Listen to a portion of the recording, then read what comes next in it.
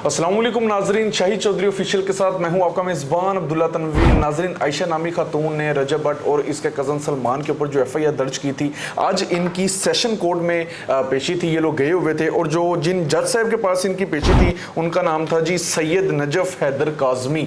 वहाँ से क्या लेटेस्ट अपडेट्स आई हैं, इस केस का क्या बना, जानेंगे हम senior crime analyst Shahid Chaudhary साहब से। अस्सलाम वालेकुम सर। वालेकुम अस्सलाम सर, कैसे हैं आप? अल्लाह का शुक्र। सर, आयशा ने जो केस दर्ज किया था इनके ऊपर, क्या बना उसका? यार ये मुकदमा जो है ना बड़ा अजीबो गरीब किस्म का मुकदमा है। ये खातून है, कोई आयशा नाम इस लड़की का है, तो इसने एक मुकदमा दर्ज करवाया था सलमान के ऊपर और उसके जो कज़न है ना रजब, जो यूट्यूब पे काम करते हैं, और उनके साथ उनके दोस्तों के ऊपर ना 376 की FIR थी। और मज़े की बात यह है, ये पहला केस है जिसमें वकुला जो 7:30 बजे कोर्ट पहुँच जाते हैं। यानी 9 बजे अदालतें खुलती हैं, पता नहीं 8 बजे खुलती हैं, तो 7:30 बजे जो है ना वकला का पूरा जो जमे गफ़ीर जो है ना एक पार्टी का, वो उधर सेशन कोर्ट पहुंच चुका हुआ था।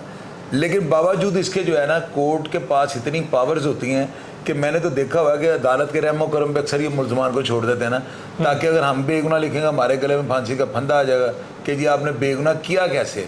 तो ये अदालत के रहमो करम पे जो है ना गोल मोल सा लिख देते हैं, तो फिर अदालत अपनी पावर्स को इस्तेमाल करते हुए ना मुलजमान को वो जमानत दे दे, बरी कर दे, डिस्चार्ज कर दे, अदालत को कोई पूछने वाला नहीं होता।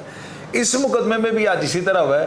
ये जो है ना ये आयशा अपने साथ वकला की पूरी एक टीम को, जिसमें गालिबन को 25-30 वकला थे, और मुझे लग रहा था, यानी मेरे साथ कोर्ट से जो रिपोर्टर राब्ते में थे, मुझे यूँ लग रहा था कि जैसे कोई टेररिस्ट एक्ट का कोई बहुत बड़ा मुकदमा है, या पता नहीं कोई क्या हो गया पाकिस्तान के अंदर कि इतने वकला का जो जमे गफ़ीर है वहाँ पर पहुँच गया। तो जो मुलजमान थे ना, ये अदालत में इनका 15वां नंबर था गालिबन ना, और इनके वकला ने इनको कहा हुआ था कि आप 13वें नंबर के बाद आप कोर्ट में आ जाना।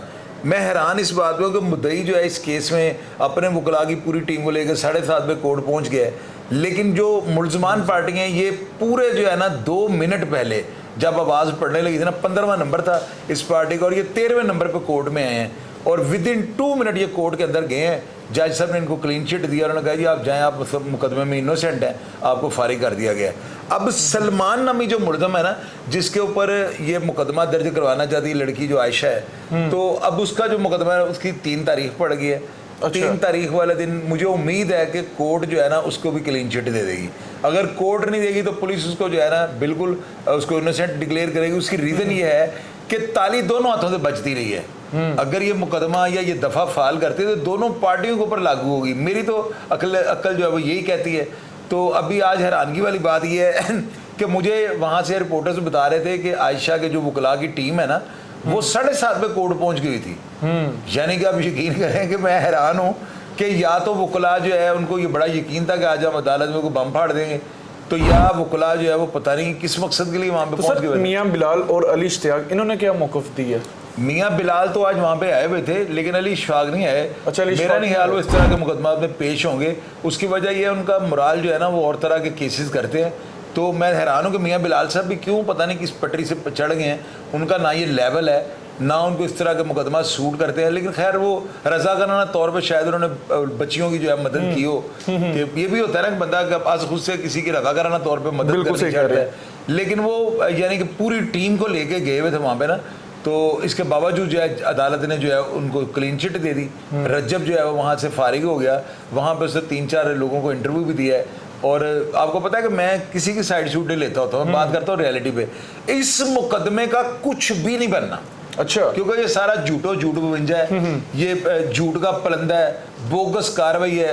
वो लड़की जो है ना, जो मुद्दई है इस केस की ना, वो हंस के वो वहाँ पे कोर्ट रिपोर्टर जो हैं उनको ये कह रही है मेरी ड्रेसिंग देखो कैसी लग रही है, आज मैं कैसी सज-धज गई हूँ। तो ये चीज़ें जो है ना, ये इसकी ना संजीदगी को जाहिर कर देते कितनी की संजीदा है। तो सर अभी अब मैं एक चीज़ और आपको बता दूँ, अब रजब भट्ट का नाम अलहदा हो गया ना, सलमान से क्या मिलना है, मुकदमा खत्म हो जाना। सलमान की हद तक भी जो केस है इसको भी क्लीन चिट मिल जाएगी। यार सलमान से उनको मिलना ही कुछ नहीं।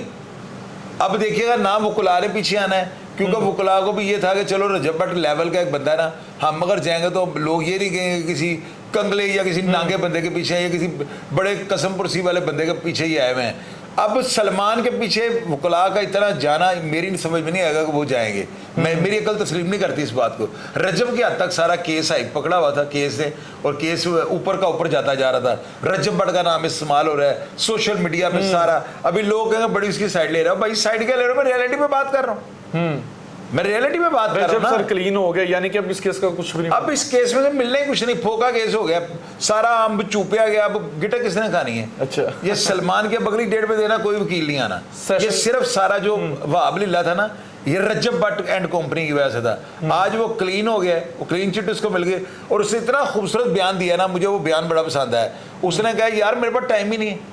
कितनी अच्छी बात है कि मेरे पास टाइम ही नहीं है, मैं इनके खिलाफ क्या कार्रवाई करूं।